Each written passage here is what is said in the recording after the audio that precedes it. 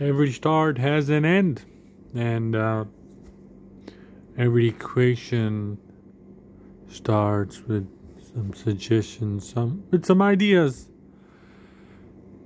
And one idea was Nash equilibrium, even though even I don't know what Nash equilibrium is in games and stuff. And I know the movie A Beautiful Mind is 2001 film. It's really old movie. The characters, the dressing, some scenes are old. It's a long movie, but it's a really good one.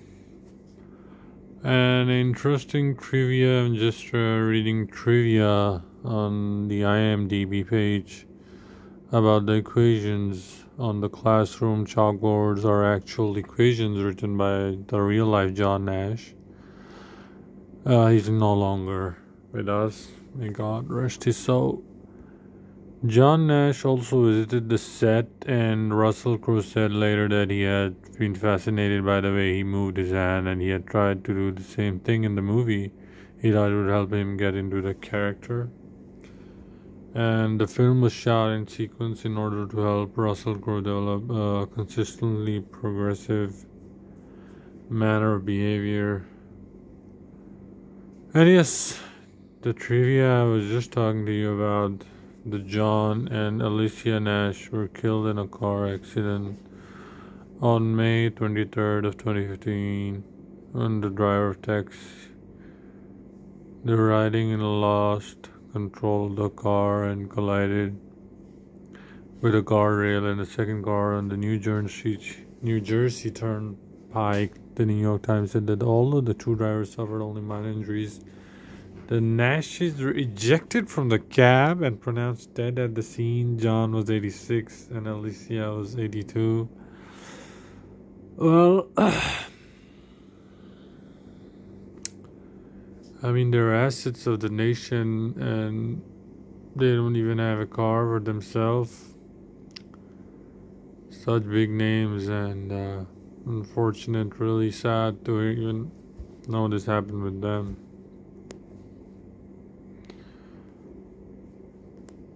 So I would really not go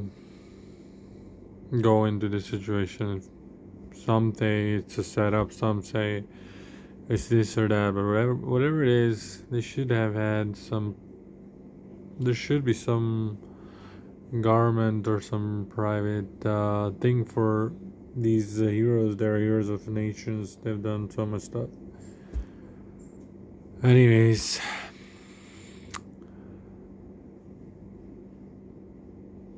it's a good movie if you have a time, if you have free time and you really like maths. You should go watch it. So there are 3 spoilers I want to discuss also on IMDb. The imaginary roommate's niece runs through a field of birds. None of the birds move, proving she doesn't exist. That scene was amazing. While the film is inspired by the life of John Nash, there were elements from his life that were deliberately omitted. He was married twice, both to the same woman. In the past, he had several affairs with both men and women. Ouch! Damn, that hurts. He was arrested by police for a scandal. He fathered a child out of wedlock in his 20s. Oh my god. He believed that through his mental illness, the extraterrestrials spoke to him, giving advanced knowledge by means of a cosmic connection with them. He tried to renounce his American nationality sometimes in the belief that U.S. government pursued him. And he made numerous anti-Semitic comments during his period of extreme mental illness, most of which equated Jews with world communism. That's his views, and that's a spoiler which even I don't know about. I don't want to comment about it. So he's gone. May God rest his soul. I really don't know much about it as well. So What's next thing? John Nash wasn't taking medication when he won the Nobel. When he's speaking to man about whether or not he will embarrass himself at the award ceremony, he mentioned he's taking new medication, but in fact he stopped taking his meds and was using pure mind over matter to handle this disease. The screenwriter's mother was a psychiatrist and mentioned that it might promote others with mental illness to stop taking their medication. So that's why Nash says in the movie. Oh, nice. So Nash got his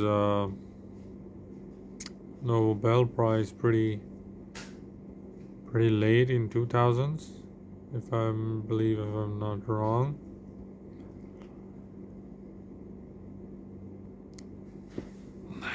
Yeah, so the reviews are pretty positive, and it's on top 200 movies on the amount of ratings.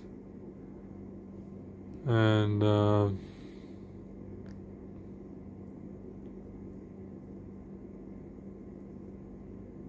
thing is, if you like Fight Club, if you've seen the movie Fight Club, it's basically you get a surprise at the end, but in this movie, John Nash had a different way of dealing it, and also the spoilers are there that John Nash, the filmmakers, I'm sorry, the Entertainment Weekly article on the film, the filmmakers originally wanted to mention John Nash's homosexuality, but they feared the film would make the wrong connection between homosexuality and schizophrenia, so they abandoned it. This connection, according to the article, was based on several now discredited psychological studies that first appeared in the late 1950s. I'm sorry about my English.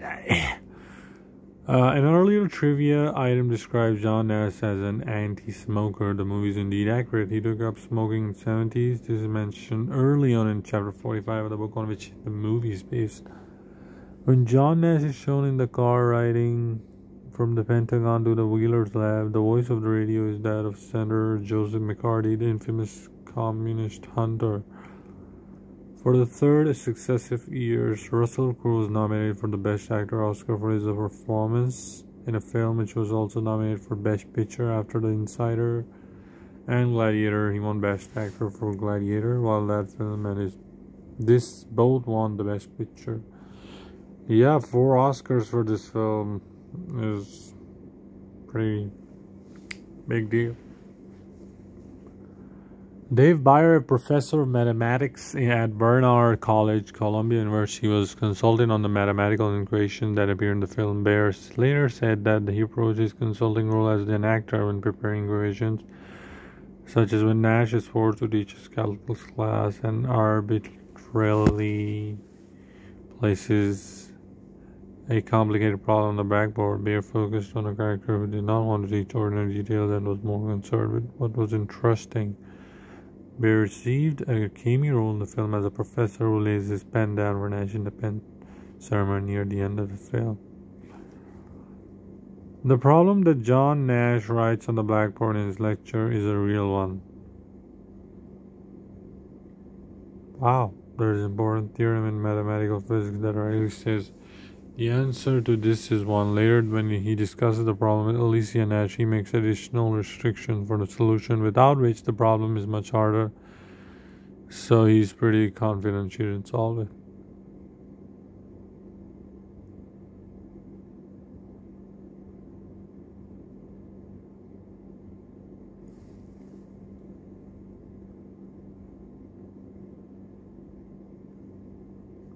Also, Salma Hayek was also in talks for getting the role.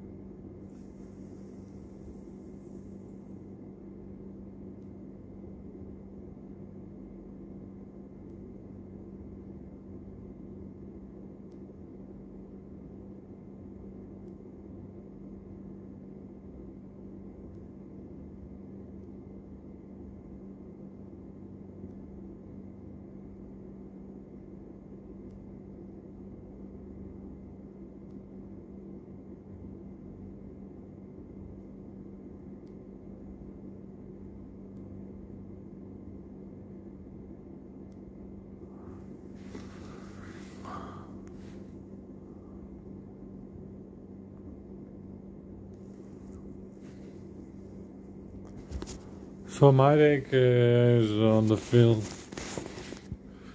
I wish the film was made a bit late in 20s, like Oppenheimer. I believe it should have been released with Oppenheimer, and I think I really don't. Well, it's my opinion that Oppenheimer shouldn't have got. If Oppenheimer can get an Oscar, I think John Nash was more. The story, the things are out of the box, and it's really different. Till the day he died, even Oppenheimer is different, but the thing is, Oppenheimer was a story, and that was already there on the plate. You just had to design it.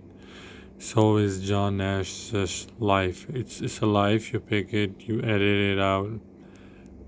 It's not hard, but the story is already there. You just have to look from the different point of director's eye. So I believe many of good films during this Oscar should have gotten more better chances. I believe Oscars has lost it, and we should press the reset button before all the movies and the stuff and everything starts moving on the other side of the plate, and people start to lose hope for the Oscars. Anyways, that's about it, and I would really recommend you see this movie and share your thoughts, and that's about it. Yeah. See ya. Bye. Bye. Bye. Bye. Bye. Yeah, so that's really about it. But it's not, I'm not saying John Nash is good or bad. I'm just saying it's his life. It was his life. But my point is, if Oppenheimer can get an Oscar, John Nash film released in 20s with Oppenheimer could also have got an Oscar. This Oscars should have been better. Both movies are good in their own way, and